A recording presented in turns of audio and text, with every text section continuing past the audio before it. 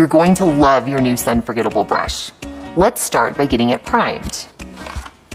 The first thing you're going to want to do is remove the cap. Then slide down the sleeve and remove the clear rubber band. Make sure that the sleeve is in the upright position. Recap the brush, turn it upside down, and give it 5 to 8 hard taps against a table. Don't be afraid to tap it a little harder.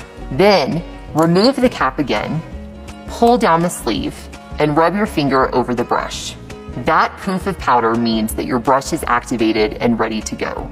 If for some reason your brush isn't primed, put the sleeve back into the up position, recap it, and give it a couple more good taps. We find that 99% of the time, this does the trick.